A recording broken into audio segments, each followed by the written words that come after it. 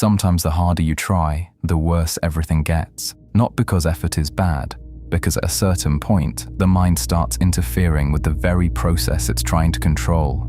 You can feel the shift when it happens. A task that looked simple an hour ago suddenly starts feeling loaded. You reread the message 5 times before sending it. You keep adjusting a sentence that was already fine. You open another tab, check something irrelevant, walk to the kitchen, come back, stare at the cursor.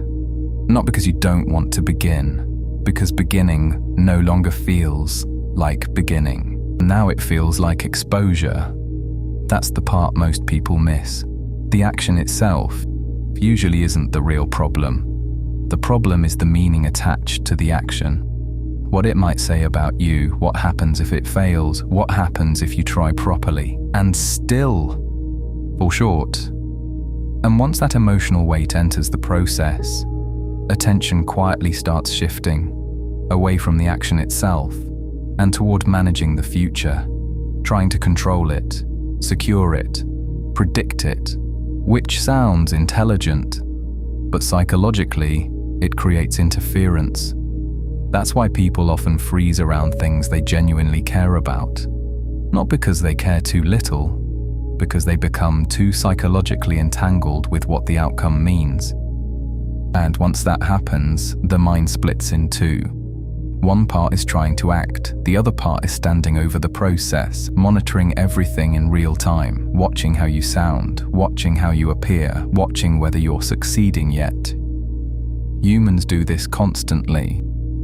They try to speak naturally while monitoring how natural they sound. They try to fall asleep while checking whether sleep is happening. They try to write something meaningful while anxiously evaluating whether it's meaningful enough, which is almost like trying to relax a clenched fist by clenching it harder. And the strange thing is, from the outside, this still looks like effort. So people assume the answer must be more discipline, more pressure, more force. But force becomes dangerous when it enters processes that depend on fluidity, because there's a paradox here that most people never fully notice.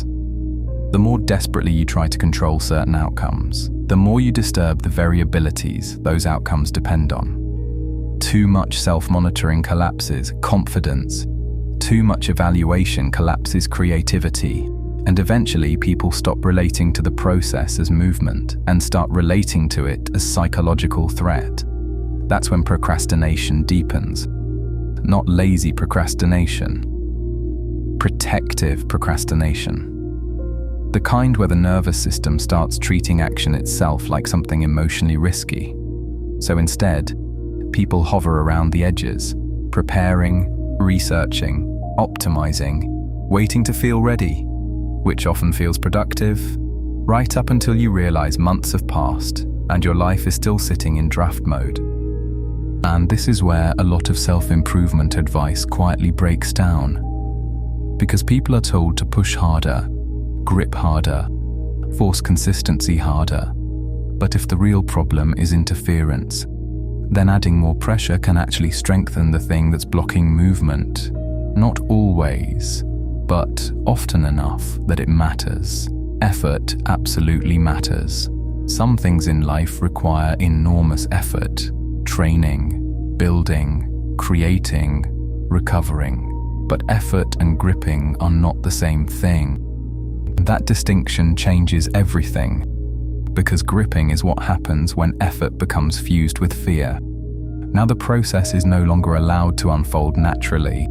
Every moment becomes loaded. Every attempt becomes a referendum on identity. Every uncertain outcome starts feeling emotionally dangerous.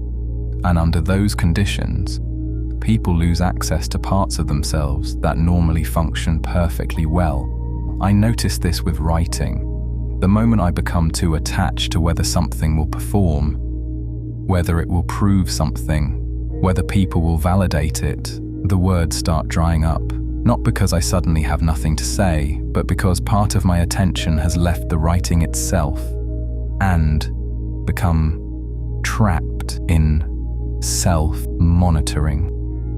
The work can't breathe there. And honestly, Humans are strange about this. We keep trying to perform surgery on the future with our bare hands, then wondering why everything tightens. But when the pressure loosens, clarity usually returns, not magically, mechanically, because interference reduces. That's the real shift. Not caring less, interfering less.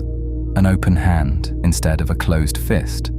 A closed fist looks intense, committed, serious, but it can only grip. An open hand can actually respond, adjust, feel, work with the reality as it unfolds. And maybe that's the deeper mistake. Most people think they need more control to move through uncertainty, but in many areas of life, movement only returns when control relaxes enough for fluidity to come back. Not passivity, not avoidance, just less internal resistance between you and the thing you're trying to do. Because once attention returns to the action itself, something in the system loosens. Thought becomes clearer, movement becomes cleaner. You stop fighting 5 imaginary futures at the same time. And even when uncertainty remains, it stops owning your entire nervous system. That's where a small amount of freedom returns.